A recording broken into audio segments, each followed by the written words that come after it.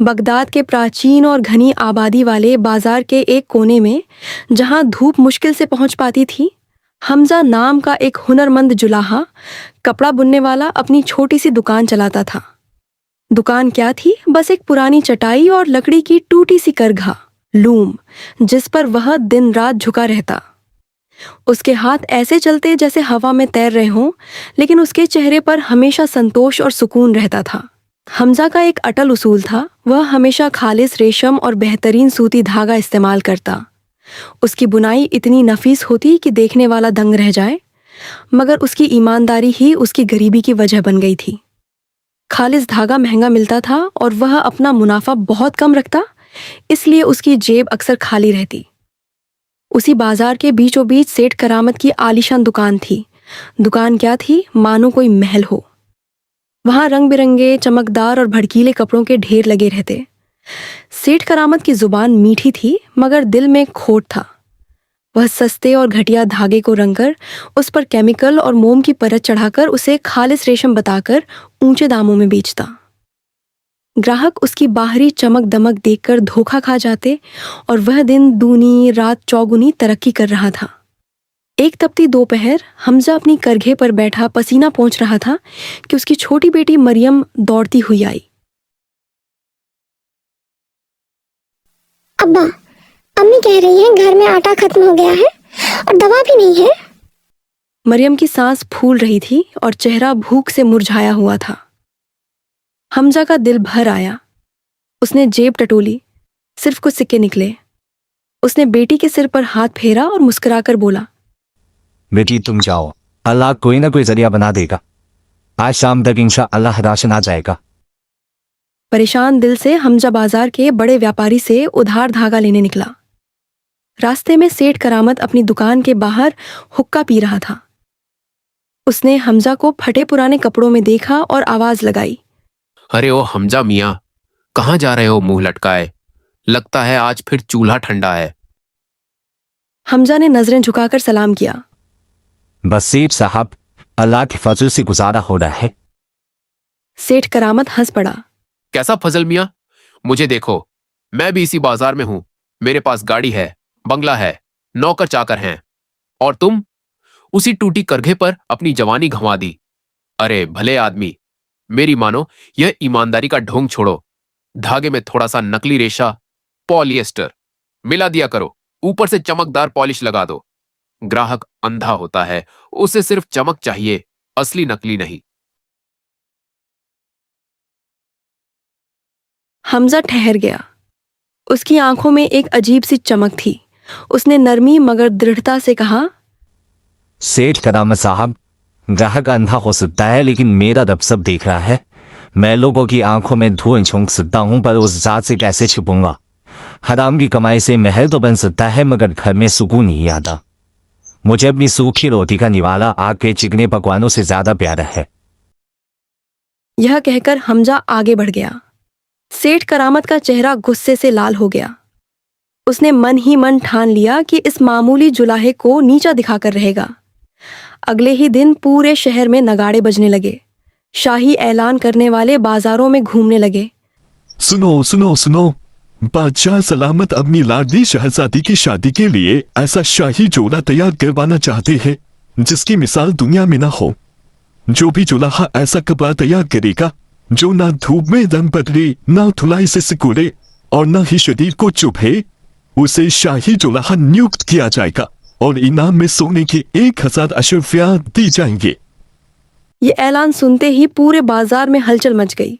हर दुकानदार सपने देखने लगा। सेठ करामत की आंखों में लालच की चमक आ गई। यह मौका हाथ से नहीं जाने दूंगा। उसने सोचा, बादशाह को कपड़े की क्या पहचान। मैं ऐसा चमकदार कपड़ा बनाऊंगा कि उनकी आंखें चौंधिया जाएंगी। दूसरी ओर हमजा ने भी यह ऐलान सुना। उसके मन में अपनी बीमार बेटी और घर की तंगी घूम गई। अगर मैं यह इनाम जीत गया तो मेरी आने वाली नस्लें संभल जाएंगी। लेकिन तुरंत ही एक डर ने उसे घेर लिया। ऐसा शाही कपड़ा बनाने के लिए सबसे बेहतरीन, खालिस और महंगा धागा चाहिए था, और उसके पास तो 2 वक्त की रोटी के पैसे भी नहीं थे। वह खाली हाथ घर लौटा और अपनी पत्नी फातिमा से मशवरा किया। फातिमा नेक और सब्र करने वाली औरत थी। उसने अपने कानों से चांदी की छोटी बालियां उतारी और हमजा की हथेली पर रख दी। हमजा, ये मेरी अम्मी की निशानी है, इन्हें बेचकर धागा ले आओ। अल्लाह हमारी नीयत देख रहा है, वह जरूर मदद करेगा। हमजा की आंखों में आंसू आ गए। उसने पक्का इरादा कर लिया कि वह दुनिया का सबसे बेहतरीन कपड़ा बुनेगा, जिसमें रत्ती भर भी मिलावट नहीं होगी। लेकिन उसे यह नहीं मालूम था कि सेठ करामत उसे नाकाम बनाने के लिए कैसी कैसी चालें चलने वाला है। अगली सुबह फज्र की नमाज अदा करने के बाद हमजा बाजार के सबसे बड़े व्यापारी के पास पहुंचा।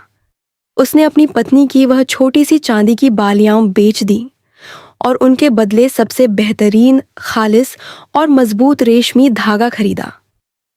दुकानदार हैरान था कि एक गरीब जुलाहा इतना कीमती धागा क्यों खरीद रहा है, लेकिन हमजा के चेहरे पर अजीब सा सुकून था।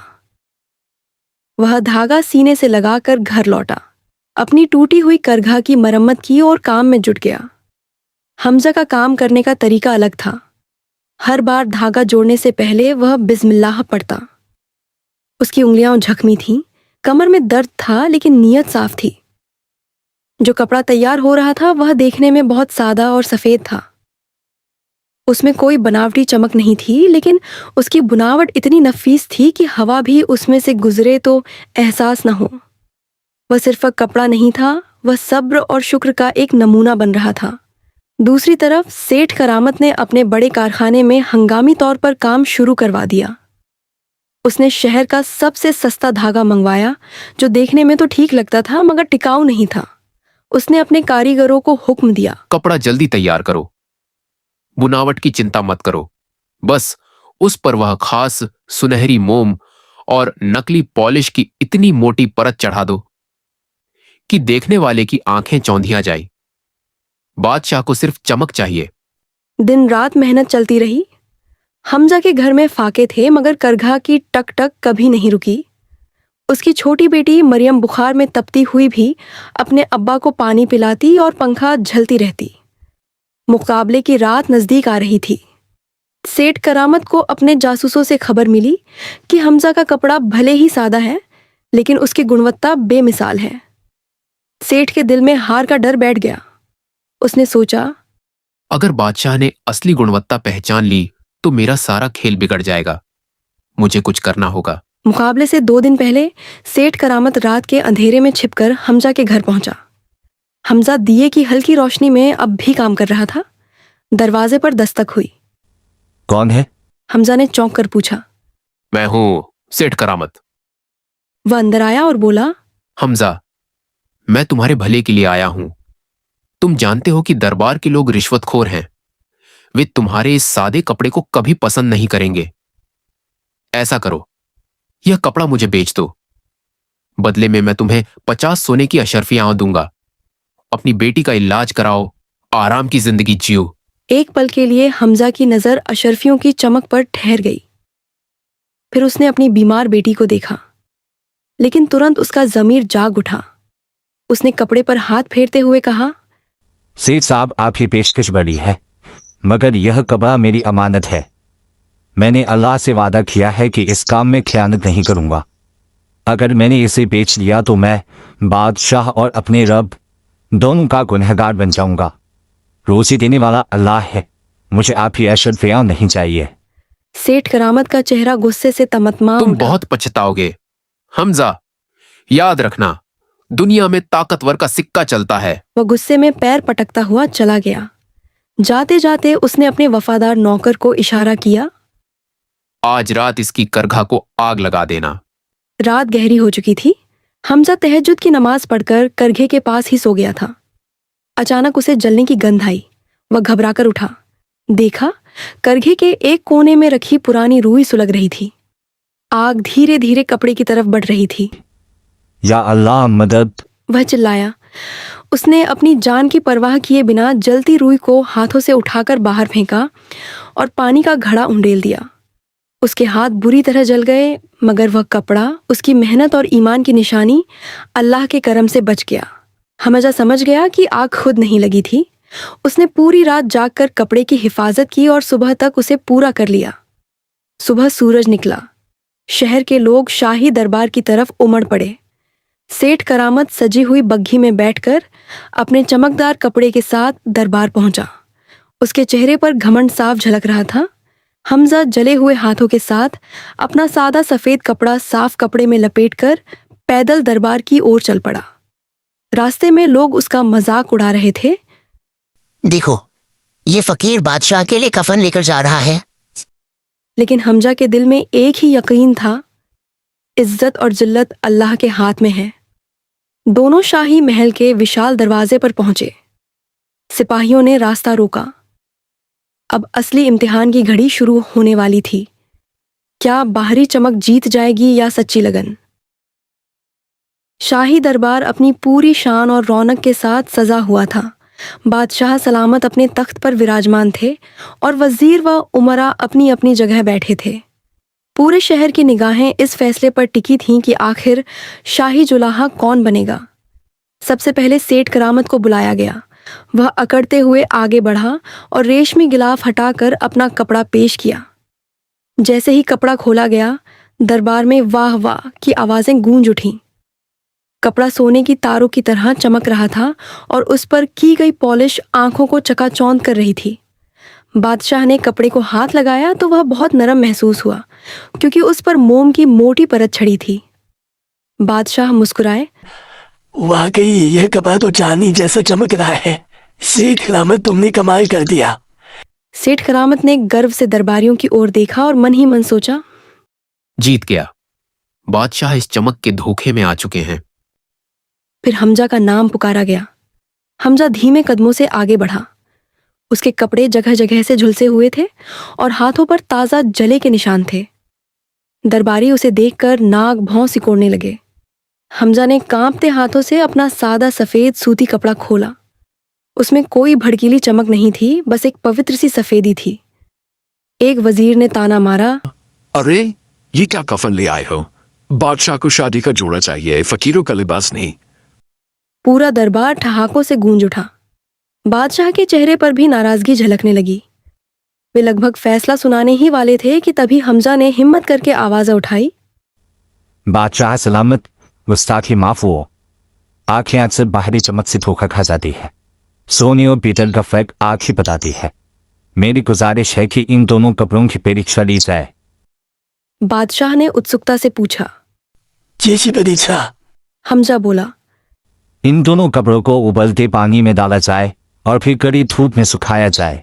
जो कपड़ा अपना रंग और मजबूती बनाए रखे वही असली होगा।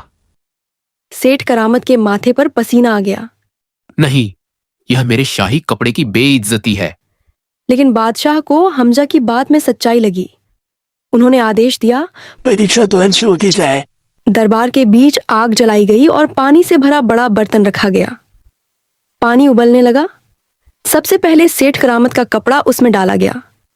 जैसे ही गर्म पानी ने कपड़े को छुआ, उस पर लगी नकली पॉलिश और मोम पिघलकर पानी की सतह पर तैरने लगी। कच्चे रंग बह गए। जब सिपाही ने कपड़ा बाहर निकाला तो वह सिकुड़कर बदरंग और बेजान चिथड़ा बन चुका था। उसकी सारी चमक पानी में घुल गई थी। दरबार में सन्नाटा छा गया। सेठ करामत का चेहरा पीला पड़ गया। वह शर्म से सिर झुकाकर खड़ा रह गया। अब हमजा के कपड़े की बारी आई। हमजा ने बिस्मिल्लाह पढ़कर अपना कपड़ा उबलते पानी में डाला। कुछ देर बाद जब उसे बाहर निकाला गया तो वह पहले से भी ज्यादा उजला और निखरा हुआ लग रहा था। उसकी मजबूती और बनावट में जरा सा भी फर्क नहीं आया था। हमजा ने वह गीला कपड़ा बादशाह के सामने निचोड़ते हुए कहा, जहां बना है यह है ईमानदारी का धागा। यह आग और पानी से नहीं डरता क्योंकि इसमें छूट की मिलावट नहीं है। बादशाह अपनी जगह से उठ खड़े हुए। उन्होंने हमजा के जले हुए हाथ देखे और पूछा, तुम्हारे हाथ कैसे जले? हमजा ने रात की घटना सुना दी कि कैसे उसने अपनी मेहनत को आग से बचाया। बादशाह की आंखें नम हो गईं। उन्होंने ऊंची आवाज में ऐलान किया, आज हंस दो कपड़ों का नहीं बल्कि सच और झूठ का मुकाबला था। सेठ करामत ने हमें धोखा देने की कोशिश की। उसकी सारी संपत्ति जब्त की जाए और गरीबों में बांट दी जाए। फिर वे हमजा की ओर मुड़े। उन्होंने अपना शाही हार उतारकर उसके गले में डाल दिया और कहा, ऐ ईमानदार जुलाहे, तुमने साबित कर दिया कि असली खूबसूरती हुनर में नहीं बल्कि चरित्र में होती है। आज से तुम हमारे शाही जुलाहा और सलाहकार हो। तुम्हारी बेटी का इलाज शाही हकीम करेंगे और तुम्हारे परिवार की देखभाल दरबार करेगा। हमजा ने सजदा ए शुक्र अदा किया। वह खाली हाथ आया था, लेकिन आज उसकी झोली इज्जत और इनाम से भर चुकी थी। सेठ करामत अपमानित होकर दरबार से बाहर निकला और हमजा की ईमानदारी की चर्चा पूरे बगदाद में फैल गई। जब हमजा घर पहुंचा तो उसकी बेटी मरियम दरवाजे पर खड़ी थी। अपने अब्बा को सम्मान के साथ लौटते देख वह खुशी से झूम उठी। कुछ ही दिनों में अच्छे इलाज से वह पूरी तरह स्वस्थ हो गई। हमजा ने दौलत और पद मिलने के बाद भी विनम्रता नहीं छोड़ी। वह पहले की तरह सादा जीवन जीता रहा और हमेशा ईमानदारी की राह पर कायम रहा। इस कहानी से हमें यह सीख मिलती है, झूठ की चमक थोड़े समय की होती है और उसका अंजाम शर्मिंदगी है, जबकि सच्चाई और ईमानदारी का रास्ता भले कठिन हो, लेकिन उसका इनाम हमेशा इज्जत और सुकून होता है। अल्लाह सब्र और सच्चाई वालों के साथ होता है।